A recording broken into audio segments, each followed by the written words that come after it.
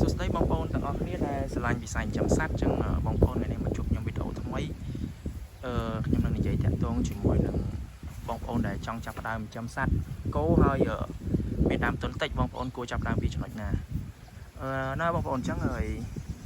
ការចិញ្ចឹមសត្វវាប្រៀបបានដូចជាការចិញ្ចឹមលុយសំលុយបងប្អូនហើយដែលខ្ញុំនិយាយអញ្ចឹងយើងអាចហក់លោតឬក៏យើងអាចចាយដើមទុនទាំងម៉ឺនទាំងពាន់សម្រាប់ការចិញ្ចឹមបានទេពីព្រោះអីពីព្រោះខ្ញុំនិយាយក្នុងលក្ខណៈយើងអ្នកដែលអត់ទៅមានធនធានបងប្អូនអញ្ចឹងតែចង់ចាប់ដើមចិញ្ចឹមអញ្ចឹងបងប្អូនគួរតែធ្វើម៉េចដល់បងប្អូនអញ្ចឹងការជ្រើសរើសនៅការចិញ្ចឹមគឺវាមានច្រើនផ្លូវជាក់ស្ដែងដូចជានៅក្នុងបច្ចុប្បន្ននេះតម្លៃទីផ្សារគោវាចាប់ដើមឡើងថ្លៃវិញអញ្ចឹងផ្នែកកំណត់បងប្អូនមួយចំនួនគិតថា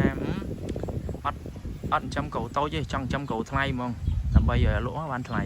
ក៏ប៉ុន្តែបងប្អូនគិតបែបហ្នឹងវាជារឿងមួយ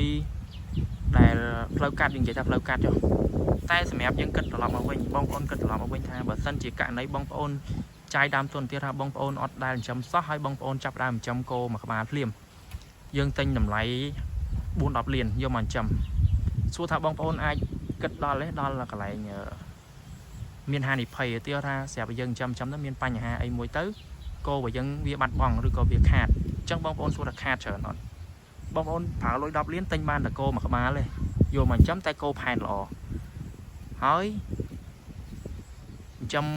រយៈពេល1ឆ្នាំបានកូនមួយឧទាហរណ៍ណាបងប្អូនអញ្ចឹងយើងបានតែ2ក្បាលតែយើងចាយដើមបាន10លានចាយដើមអស់10លានក៏ប៉ុន្តែបងប្អូនសាកគិតទៅវិញបងប្អូនសាកទៅគិតថាយើងទិញតែគោមធ្យមគោដែលចាប់ដើមអាយុពី6-7 ខែឬក៏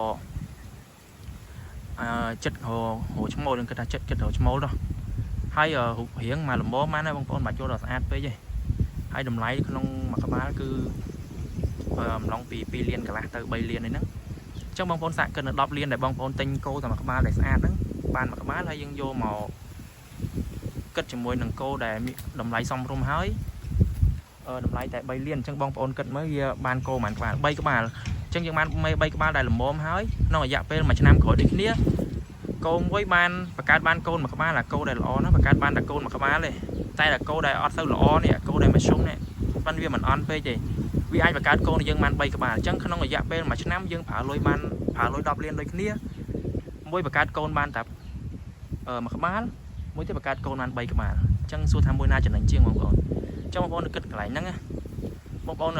កុំឃើញគោដែលល្អគោដែលល្បីដែលលក់ថ្លៃហ្នឹងបងប្អូនកុំចង់បានអាហ្នឹងពីព្រោះថាសម្រាប់គេអ្នកមានលុយវាអត់បញ្ហាទេគេចិញ្ចឹមសម្រាប់ជាការកំសាន្តរបស់គេសៅរ៍អាទិត្យគេទៅមើលលេងតែសម្រាប់យើងចិញ្ចឹមដើម្បីរកប្រាក់ចំណូលគឺយើងគួរតែគិតអំពីបរិមាណកាលណាយើងចិញ្ចឹមបានច្រើនយើងលក់បានច្រើនយើងចំណេញបានច្រើនបងប្អូនណាបងប្អូនអញ្ចឹងបងប្អូនស្ដាប់ខ្ញុំអត់ទាន់ណាកន្លែងនេះមិនខ្ញុំហាមបងប្អូនមិនអោយទិញអាគោថ្លៃនេះយកមកចិញ្ចឹមទេបងប្អូនប៉ុន្តែនេះខ្ញុំនិយាយក្នុងករណីបងប្អូនយើងដែលគាត់ចង់ចាប់ផ្ដើមដំបូងភ្លាមហើយដើមទុនគាត់មានតិចទេបងប្អូនអញ្ចឹងយើងគួរតែជ្រើសរើសមេគោណាដែលមានតម្លៃសមរម្យដើម្បីឲ្យយើងចិញ្ចឹមបានបរិមាណច្រើនបងប្អូនដោយសារចេះបងប្អូនដោយសារមានករណីខ្លះទៀតបងប្អូនដោយសារគាត់អត់មានលុយទេហើយគាត់ចង់ចាប់ផ្ដើមដំបូងហើយគាត់ទៅខ្ចីលុយធនាគារឬក៏ខ្ចីលុយចងការគេមកដើម្បីយកមកទិញអាគោល្អយកមកកាន់ណាបងប្អូនអានេះជារឿងដែលយើងត្រូវប្រុងប្រយ័ត្នណាបងប្អូនពីព្រោះថាសប្តាហ៍ថ្ងៃគោវាតម្លៃទីផ្សារវាឡើងមែនបងប្អូនប៉ុន្តែយើងចិញ្ចឹមធម្មតាការប្រាក់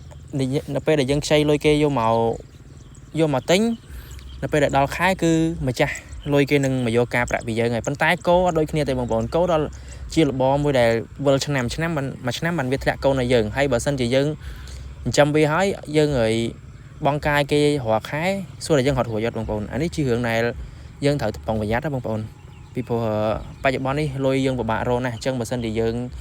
គិតខុសតាមបន្តិចគឺអាចធ្វើឲ្យយើងធ្លាក់នៅក្នុងបំណុលមួយដែលយើងពិបាកនៅក្នុងការងើបឡើងវិញណាបងប្អូនណាបងប្អូនអញ្ចឹងវីដេអូនេះមានតែប៉ុណ្្នឹងទេបងប្អូនហើយបងប្អូនយកទៅពិចារណាទៅបើសិនជាគំនិតខ្ញុំគិតថាត្រូវក៏ត្រូវបើមិនត្រូវបងប្អូនគិតបែបផ្សេងក៏បងប្អូនអាចខមមិនជាការរិះគន់នៅក្នុងនៃស្ថាបនាដែរបងប្អូនណាបងប្អូនអញ្ចឹងកុំភ្លេចជួយបើពេញចិត្តវីដេអូនេះកុំភ្លេចជួយចុច Subscribe Channel YouTube ខ្ញុំម្នាក់មួយផងដើម្បីទទួលបានវីដេអូថ្មីៗអរគុណ